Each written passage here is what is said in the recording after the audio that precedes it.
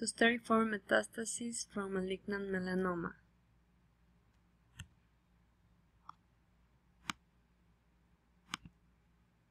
Malignant melanoma is a neoplasm of melanocytes or neoplasm of the cells that develop from melanocytes, although it was considered uncommon. It is a tumor that is known for its ability to metastasize to non-visceral sites such as skin, subcutaneous tissue, and regional lymph nodes in up to 42 to 57% of cases. Metastases in visceral sites can be divided as follows: lung, liver, brain, and bone. These metastases can appear following a Zosteriform.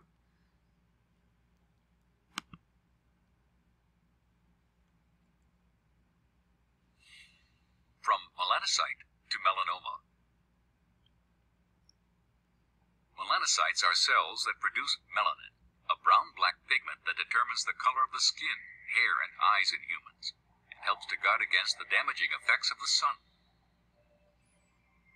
In the skin, melanocytes are positioned at the epidermal-dermal junction, appearing as rounded cell bodies with long irregular extensions called dendrites. The formation of melanin occurs in the cell body, in an intracytoplasmic membrane-bound organelle called the melanosome. Next, the melanosome is transported by microtubules toward the surface of the melanocyte to a neighboring keratinocyte. Melanosomes are then released into the matrix of the cytoplasm in the keratinocyte and accumulate in the supranuclear region of the cytoplasm, thereby protecting the nuclei of dividing cells from the damaging effects of the sun.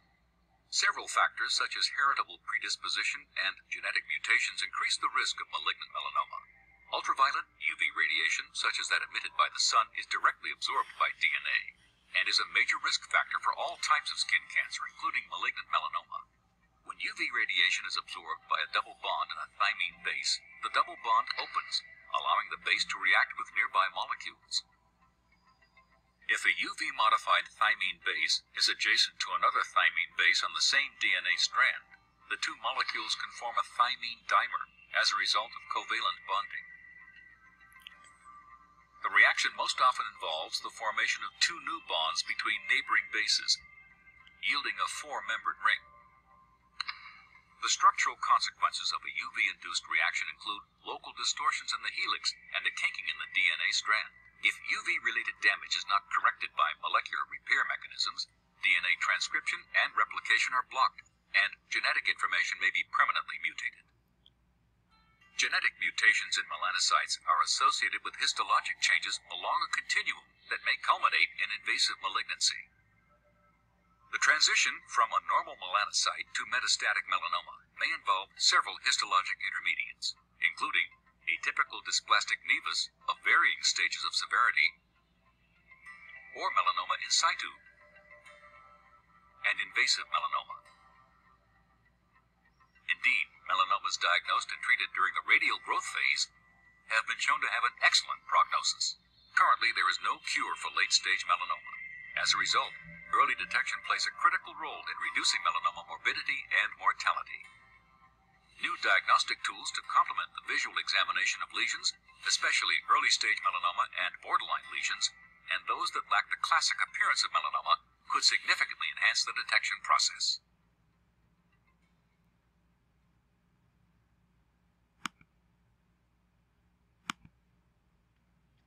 Zosteriform metastasis is a rare form of tumor spread to the skin that most often arises from an internal carcinoma or a hematologic malignancy.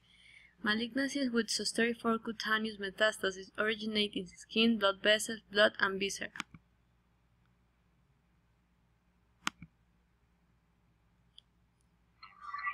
The skin is the largest organ of the body. It serves many important functions, including protecting the body from infection and regulating body temperature and fluids. The skin is primarily composed of three layers. The epidermis is the outer layer of the skin and contains basal and squamous cells. Melanocytes are also found in the epidermis. These are cells that contain pigment, which allows the skin to tan and which also protect the deeper layers of the skin from the effects of UV sunlight exposure. The dermis, which lies below the epidermis, contains blood vessels, connective tissue, hair follicles, and sweat glands. The subcutaneous layer, which is the deepest layer of skin, contains fat cells and collagen. Skin cancer occurs when there is an uncontrollable growth of abnormal cells in a layer of the skin. There are 3 common forms of skin cancer that are distinguished by the types of cells affected. Basal cell carcinoma is the most common form of skin cancer.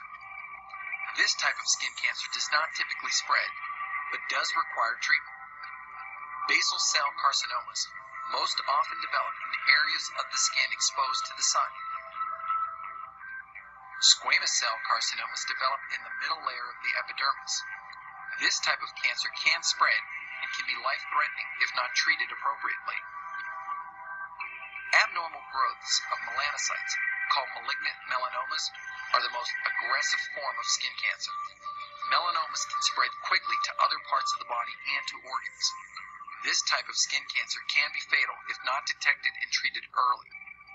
People with fair skin are at increased risk for developing this form of cancer. Increased sun exposure and a history of sunburns increase the risk for developing skin cancer.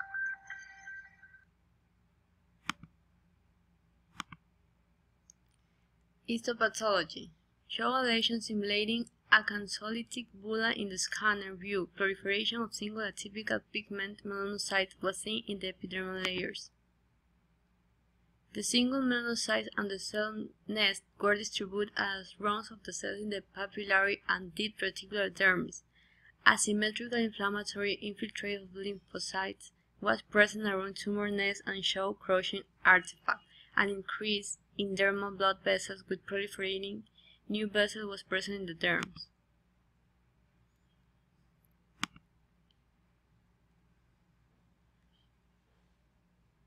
Here is another skin tumor. You can see it is very intensely black, so you might suspect that there's a lot of melanocytes in this tumor.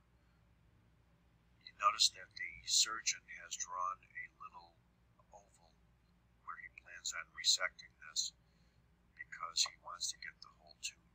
He may or may not know what it is at this point, but in reality, in clinical medicine, when you see pigmented skin tumors, the question is this benign, or is this the most feared type of common skin cancer called malignant melanoma? Now, they have a whole bunch of little sayings and mnemonics to help you differentiate one from the other, but don't learn them. Just understand from your own knowledge that malignant tumors are irregular. They may ulcerate. They become necrotic. They may be intensely black or they may not be.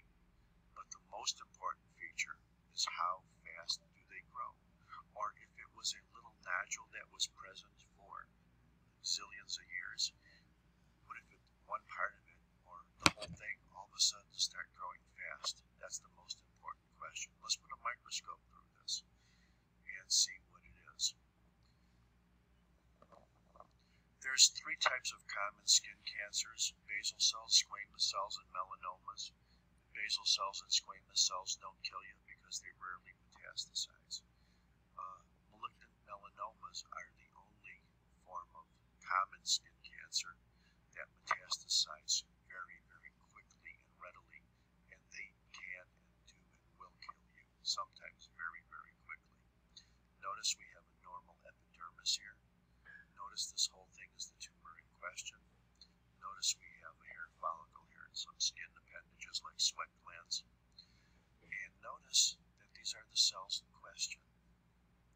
So let's zoom in on them right away, and I want to show you something.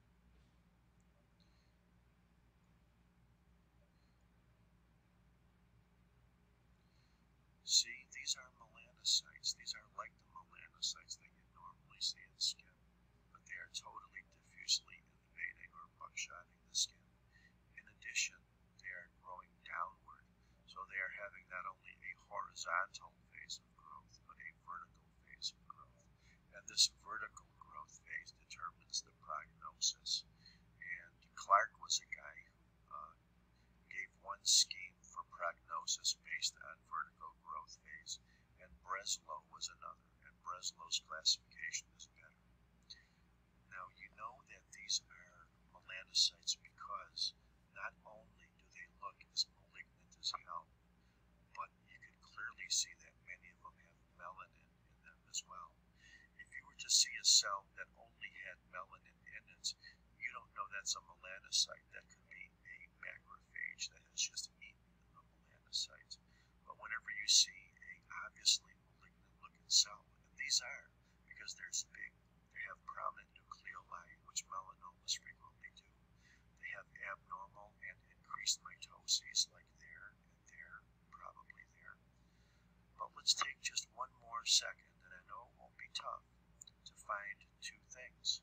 Number one, an obviously malignant cell. And number two, the fact that it has melanin in it. By definition, that's malignant melanoma, even if that was the only cell that you saw, or even if that was the only cell that you saw. Now, if that was the only cell you saw, you'd say, well, there's a lot of melanin there, but I can't really see the nucleus. And maybe it's a macrophage that just ate some melanin, so that's not a diagnostic cell anyway. Anyway, malignant melanoma looks like this. It has usually a big centrally located nucleolus, very big. It has abundant amount of cytoplasm. It's frequently pigmented, and the more pigmented it is, the blacker it is. And it may not have much pigment at all. It might not even look black to your eyes. And of course, it just invades all over the place. And we're going to back up here and show you how that not only is this invading the epidermis down here, there's a little artifact crack. It's also invading deep into the dermis. And this type of lesion could very easily have already gone to the liver or bone or wherever melanomas normally metastasize to, or lungs. And if you were a pathologist and you had a nice little, very accurate little ruler that you could put on your microscope slide, and you measured from the very top of the tumor to the bottom of the tumor, then that distance, maybe it's a millimeter or half a millimeter, or a tenth of a millimeter, or 5 millimeters, that distance determines the prognosis and the behavior of the tumor, or the vertical growth phase, or the thickest part of the tumor. The horizontal growth phase, or the amount of buckshotting it does superficially in the epidermis, is not nearly as important as the vertical growth phase. So once it gets into the dermis and the blood vessels, it could very easily metastasize even though it's not very thick. This is the biggest killer primary skin tumor, malignant melanoma. Thank you very much.